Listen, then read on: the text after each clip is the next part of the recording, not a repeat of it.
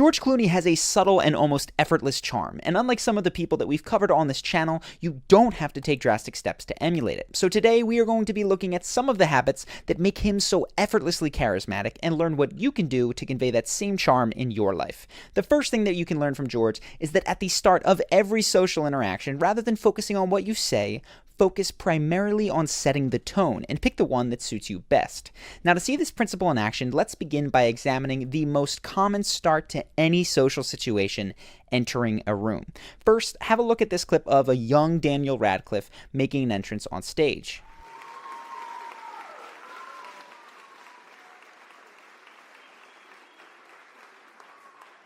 You'll notice that Daniel seems a bit nervous. His walk is rigid, and he heads quickly towards Ellen without taking in the room or acknowledging the audience. Now contrast this to an older George Clooney while he enters David Letterman's stage.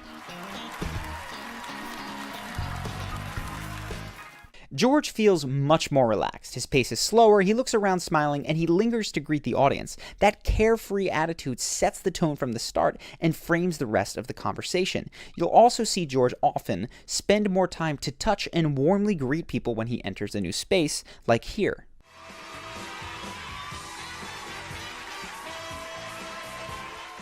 All of these habits add up to one clear point. Whether you're walking into an interview, a workplace meeting, or a bar, for the first 10 to 20 seconds of any new interaction in a new place, rather than worrying about what to say next, focus on setting the tone. Now, you can go really high energy like a Will Smith with huge gestures greeting everyone loudly, or you can go for the more subdued Clooney charm by taking time to make yourself comfortable and then greeting others with a smile. Either way, the energy at the start of an interaction counts for far more than the specific words you say, so put your focus there. Now, if it's not already clear, the energy that George tends to create is one of comfort, and this extends to how he situates himself physically. Just watch. So nice to see you, George. Oh, it's so nice to see you. Many Dave. wonderful things have happened in your life since the last time we saw you. Yeah. The reason that this is important to note is that physical comfort leads to psychological comfort, and feeling comfortable is one of the main ingredients of charm. Even the simple act of crossing your legs, if that makes you feel comfortable, or resting your arms on the armchair, combined with a relaxed posture, can make you feel as if you were hanging out in your own living room, as opposed to being under any sort of pressure, like on a talk show or in an interview. Now, moving on to the next point, let's have a look at an easy way to make people laugh and enjoy your company without having to tell funnier jokes or even be much higher energy, and that is laughing with your eyes. Watch how the interviewer here laughs incredibly easy at George's jokes, and it's largely because he is priming her to do so by showing signs of laughter in his own eyes. In the same way that other people laughing can make you crack up for no apparent reason, seeing laughing eyes can do the same without you even realizing. Just watch. Have you ever been to Washington, D.C.? Yes. They are almost identical. They always say Washington is Hollywood for ugly people.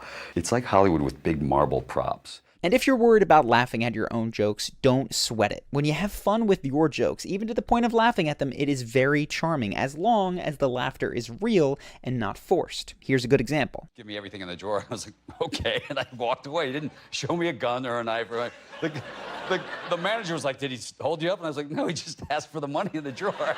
I'm like, I'm not taking it. What? Let me make sure you have a gun. Yeah, right.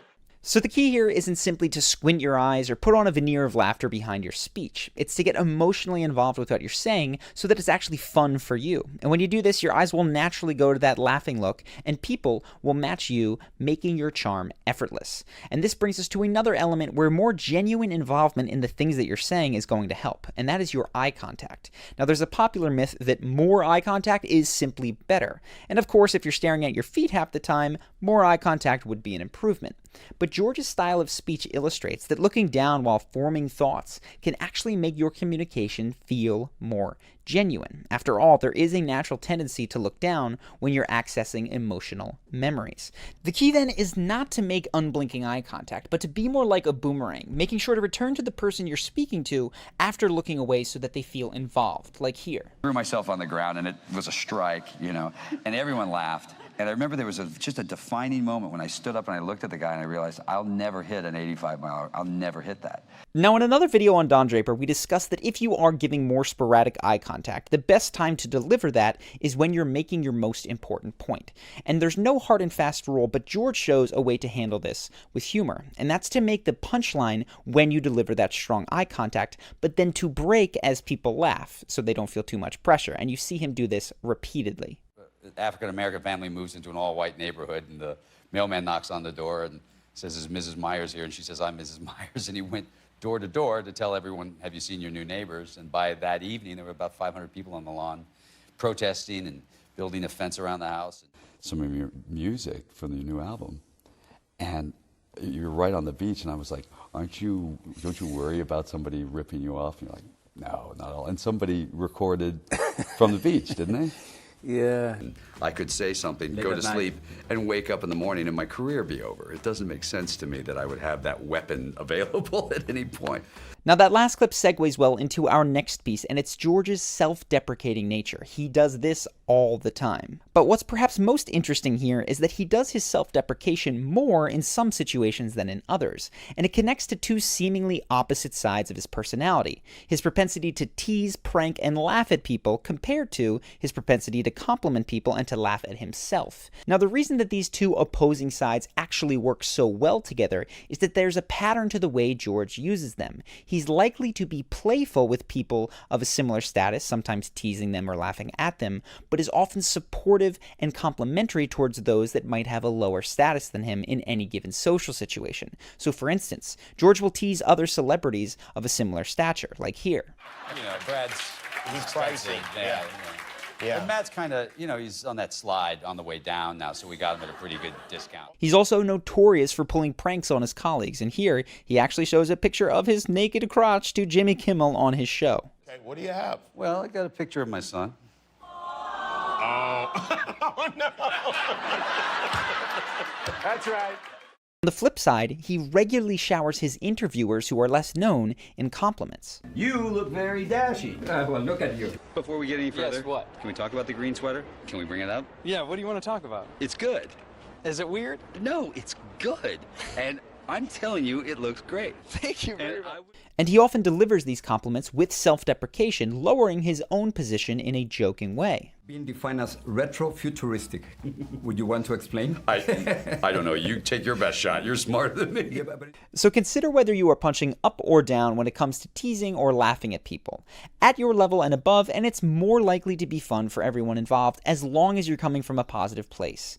But if you're talking to someone who is lower than you in terms of status, like a student who's in a younger grade, or an employee who's underneath you in a business hierarchy, or someone operating in a service role for you, generally compliments are a much better way to go because you can come across as a bully without even meaning to if you're teasing due to your status. Now, this finally brings us to the mindset which ties all of this together, and it's that it doesn't appear that George's ultimate goal in conversation is to be charming, nor should it be yours. It appears that his ultimate goal is simply to feel good and to make the other people around him feel good too. Now, that's why he takes the time to settle in, and it's why he has variable ways of treating people. Different things make people feel better depending on their status. Now, if you do this, you'll probably find that you are more willing to crack jokes at your own expense. Television star, they're used to seeing, about 8 inches. And they can make it, well, let's not say 8 inches. And by the way, is that 8 inches? You'll probably also find that you're quicker on your feet when things go wrong because it's just another opportunity to have fun. Excuse us.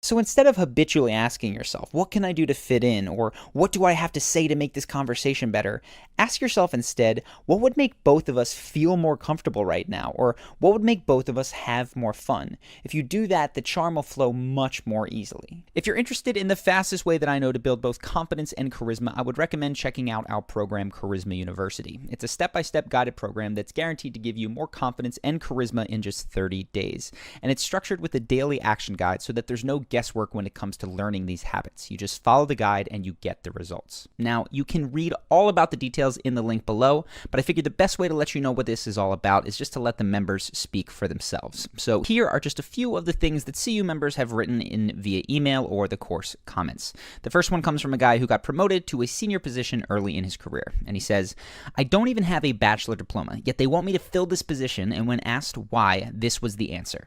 You have great social skills, which is rare for an engineer. You can think quick on your feet, and you are open and self-assured in your demeanor. Thank you so much for all that you've taught me. You have truly changed my life, because without CU, I wouldn't have qualified for that position in a million lifetimes." Now, this next one comes from another person who started a new job, saying, "I wanted to let you know that I nailed those first days at work. Everything that I needed was right there at the right moment. The confidence, the energy, the smile, the positive mindset, and all with your tips from last Tuesday in mind, it could just not go wrong." And he finishes by saying, "I just wanted to emphasize that what I did the previous days would not even have come to my mind if I had not discovered that charisma is a skill that can be learned thanks to your YouTube channel and university program." And this last one is a comment in the course from someone who used it mainly to improve their social and dating life. And he says, "Life-changing. In 6 weeks, I went from being socially awkward with few friends to the life of every event I attend.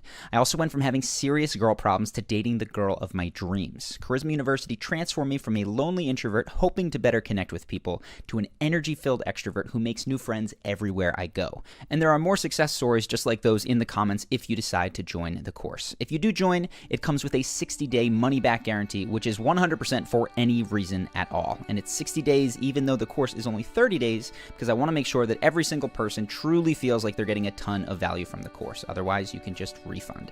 So if you want to check the course out, go ahead, click the link on the screen now or below in the description. We've had thousands of members go through this course and get a ton out of it. I hope that you decide to join if this is an area of your life that you're looking to improve, and I look forward to seeing you in the next one.